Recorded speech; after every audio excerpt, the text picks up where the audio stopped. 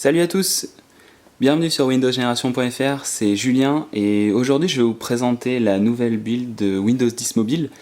Son numéro de version c'est le 10.149. Alors pourquoi je vous parle de cette nouvelle build pour mobile? Tout simplement parce qu'à ce jour c'est l'une des builds qui donne un véritable premier aperçu de ce que pourra être Windows 10 Mobile dans sa version finale. Donc une nouvelle build très travaillée, très intéressante et qui permet enfin de se faire un premier avis de ce à quoi nous aurons droit dans les prochains mois sur Windows 10 Mobile.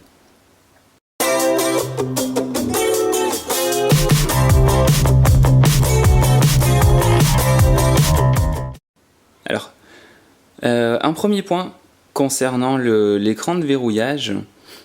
Désormais, quand vous déverrouillez votre téléphone, donc vous avez accès à l'écran de verrouillage et les mots de passe, si vous avez un code pour déverrouiller votre téléphone, apparaissent désormais en surbrillance devant votre fond d'écran, enfin devant le fond d'écran de votre écran de verrouillage. Donc ça c'est une nouveauté qui était déjà présente sur la build précédente, mais cette fois-ci c'est mieux fait, c'est tout simplement plus joli. Donc ça fait partie des nouveautés et des petites améliorations cosmétiques que Microsoft a intégrées dans cette nouvelle build. Voilà, et donc on arrive sur notre écran de démarrage, notre écran d'accueil. Donc concernant l'interface, là une nouvelle fois ça tient plus de l'amélioration cosmétique par rapport aux builds précédentes où il y avait des petits bugs d'affichage, donc c'était normal, ils étaient présents. Mais là dans cette nouvelle build c'est beaucoup plus user-friendly, c'est vraiment beaucoup plus sympa à utiliser. Donc côté personnalisation, on retrouve les fonds d'écran qui peuvent être donc dans les vignettes ou derrière. Donc moi sur mon smartphone j'ai choisi de mettre un fond d'écran derrière. Donc vous voyez que c'est très fluide, c'est très joli, on a un joli effet de parallaxe, donc un défilement différé entre les vignettes et le fond d'écran derrière qui bouge aussi. Je ne sais pas si ça se retransmet bien dans la vidéo, mais en tout cas voilà, le fond d'écran que j'ai placé derrière bouge aussi, c'est pas juste un fond d'écran qui est immobile. Donc ça donne un joli effet, c'est très sympa à regarder. Si on bascule sur la listing de l'ensemble des applications, donc on retrouve dans la zone en haut les dernières applications installées, on peut enlever certaines applications de ce petit menu. Voilà, donc hop, on va les supprimer d'ailleurs, voilà. Donc cette notification disparaît, on retrouve un petit menu pour aller rechercher une application. Et on retrouve la jump list, comme j'aime bien l'appeler, même si je ne sais pas si c'est son nom commercial, mais en tout cas c'est ce menu là, vous voyez, qui était déjà présent sur Windows Phone 8 et 8.1, qui permet d'aller d'un bout de liste à un autre. Donc vous voyez, ça ressemble énormément, c'est même du trait pour trait par rapport à ce qu'on peut retrouver sur Windows 10 pour tablette et PC. Donc on voit bien cette proximité, c'est très joli, on voit vraiment les efforts que Microsoft a fait au niveau des améliorations de l'interface, qui est désormais beaucoup plus présentable et une nouvelle fois beaucoup plus user-friendly. Donc en tout cas pour une build preview, ça évolue fortement et surtout ça évolue vraiment positivement. En tout cas côté interface, c'est déjà du bien mieux par rapport à ce qu'on avait avant. Je vais vous parler du centre de notification qui a reçu aussi quelques nouveautés. Surtout dans les petits raccourcis qu'on avait en haut, on a désormais la possibilité d'activer le flash, voilà, juste en appuyant sur le petit flag light. Donc ce sera traduit dans la version finale, mais en tout cas dans cette build là, ça s'appelle flashlight. Donc on a également la possibilité de prendre des notes directement depuis depuis le centre de notification, pardon. Donc ça c'est très bien, c'est désormais beaucoup plus fonctionnel. Encore une fois, et je pense que c'est une des phrases avec laquelle je vais me répéter dans cette petite vidéo de présentation, mais on sent vraiment que Microsoft a fait des efforts cosmétiques pour rendre sa build beaucoup plus utilisable pour un non-initié, et ça c'est vraiment très bien. Cortana est désormais entièrement fonctionnel sur vos smartphones. Donc dans les builds précédentes et jusqu'à ici, elle était pas exploitable, elle comprenait pas le français, donc maintenant ça fonctionne. Tout fonctionne très bien. On a même l'accès au carnet de notes qui est présent. Alors là, ça se voit peut-être pas forcément bien à l'écran, mais c'est comme ça que vous retrouverez le carnet de notes dans la version finale de Windows 10 Mobile. Donc ça, c'est très bien qu'on ait accès à des choses qui soient quasiment finalisées. Donc voilà, Cortana qui fonctionne très bien. On va lui demander une petite joke, histoire de rire un peu, de se détendre. Raconte-moi une blague. Comment appelle-t-on un ascenseur en Chine? En appuyant sur le bouton. Voilà, donc c'était léger, mais en même temps les petits quotes de Cortana c'est toujours sympa. Mais voilà, l'info à retenir pour cette build, c'est que Cortana fonctionne. Donc ça c'est très bien, il y aura sûrement et très probablement des améliorations, mais en tout cas Cortana fonctionne. Une chose que j'ai oublié de vous montrer aussi dans cette build et qui est nouveau, c'est que désormais Cortana peut vous donner des infos sur le tracking de vos produits si vous avez passé des commandes par exemple pour des billets d'avion, des choses comme ça. Donc ça se retrouve ici. Encore une fois, pour le moment c'est marqué en anglais, mais évidemment pour la version finale tout sera traduit en français.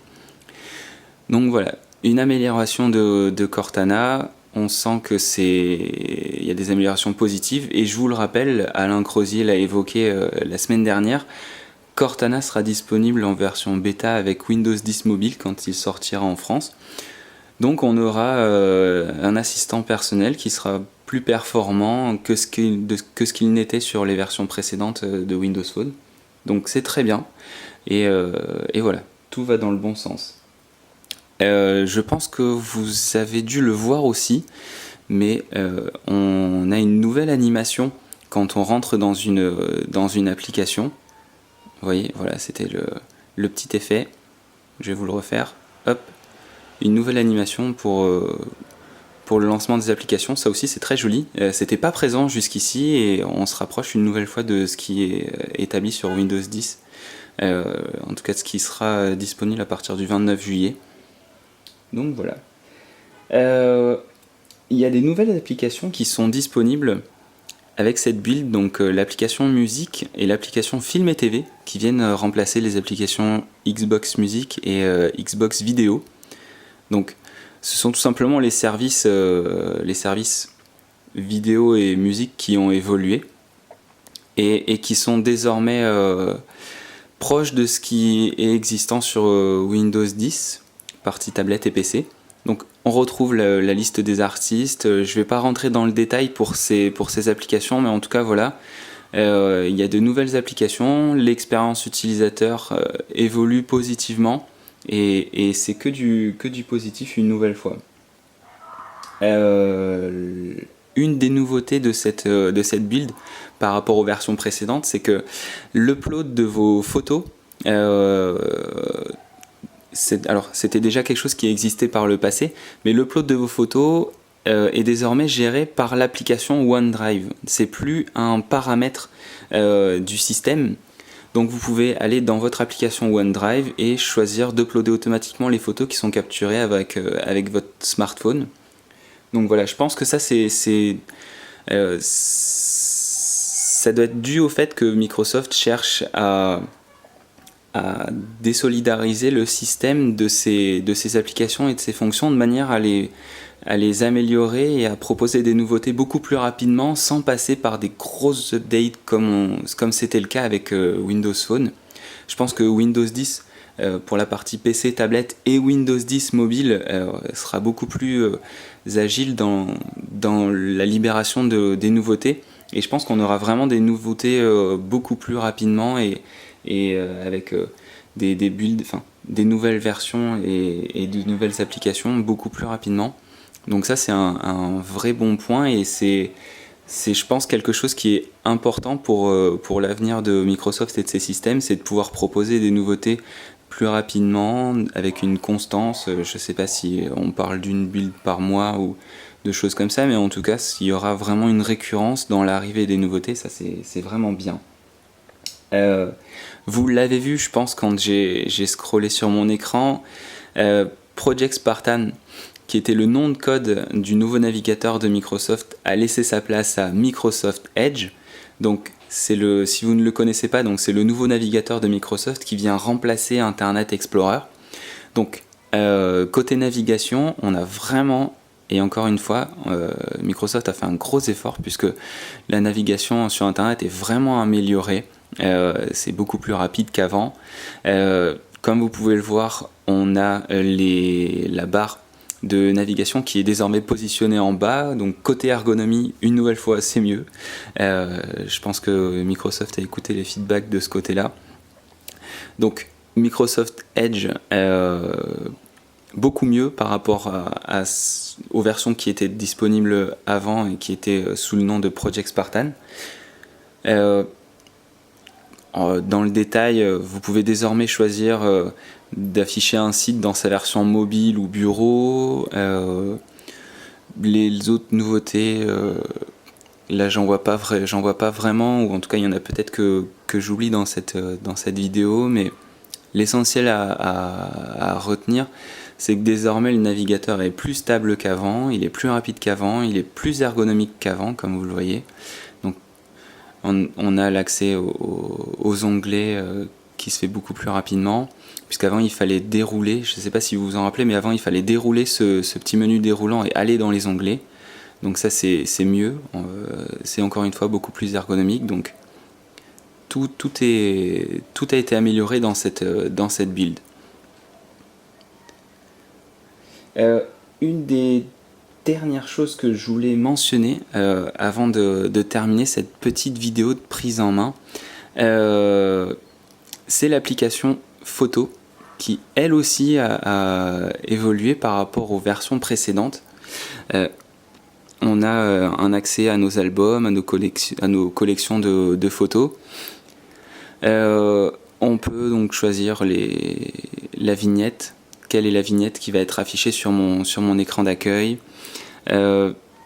La gestion, alors ce qui manque encore, mais ça arrivera très probablement par la suite, c'est la possibilité de créer des albums. Là pour le moment, vos albums ils sont pour le moment, il y en a 3 qui seront préétablis et on ne peut pas encore en créer, sauf si on se rend sur le site OneDrive avec votre tablette ou votre PC. Pour le moment, il n'est pas possible d'en créer via l'application mobile, mais je pense que ça c'est quelque chose qui va évoluer par la suite.